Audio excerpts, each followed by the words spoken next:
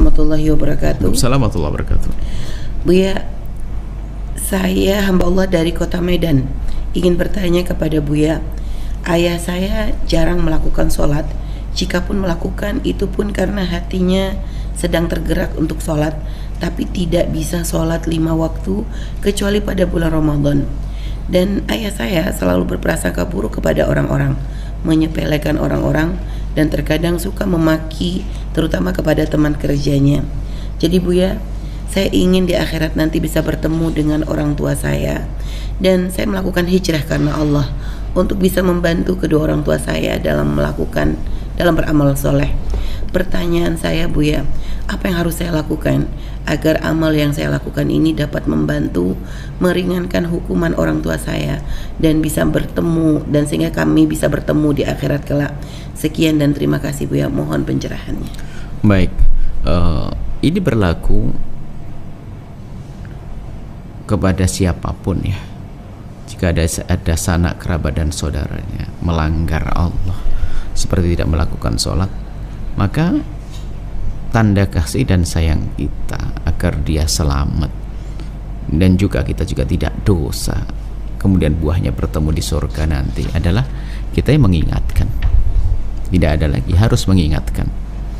Hanya yang perlu kita kaji adalah gimana cara mengingatkan yang tepat. Sebagai seorang anak mau mengingatkan orang tua, ini gimana cara yang paling tepat itu, ya kan? Ini perlu. Apakah dengan mengirim surat cinta kepada ayahandanya, atau minta tolong kepada orang lain? Karena kalau tidak ada kesadaran dari dalam hati bahwasanya ini sebuah kewajiban, maka susah orang melakukan, sehingga orang entengin sholat.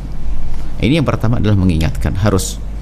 Dan kemudian dengan mengingatkan itu bukan sekedar kita ingin menyelamatkan dia, tapi ternyata di saat kita sudah menjalankan tugas mengingatkan itu adalah agar kita juga selamat. Sebab kalau kita membiarkan begitu saja kesalahan dan dosa yang dilakukan oleh orang-orang dekat dengan kita, maka kita itu mendapatkan bagian daripada dosa tersebut.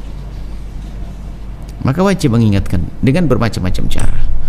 Kemudian setelah mengingatkan, yang mendekatkan kepada kebaikan ya. Karena banyak orang itu tidak melakukan kebaikan karena dianggap itu sebagai sesuatu yang sangat berat. Orang tidak melakukan sholat karena kadang bukan karena dia ingin menantang Allah, ya, tapi karena mereka tidak mengerti cara sholat yang gampang ya. Di saat di pepergian kan ada namanya jamak, kemudian ada qasar, segala macam, tidak bisa dengan air pun dengan tayamum. Itu sebenarnya kemudahan-kemudahan di dalam sholat. Maka banyak sekali orang yang ogah-ogahan melakukan sholat itu karena apa? Yang membimbing kadang itu salah. Nah ini perlu kita lacak.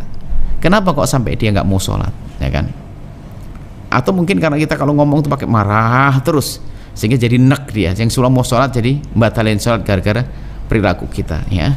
Artinya kita sendiri harus koreksi diri. Bagus, Anda sebagai seorang anak merindukan untuk kebersamaan dengan orang tua, itu ya harus dong kebersamaan di surga nanti.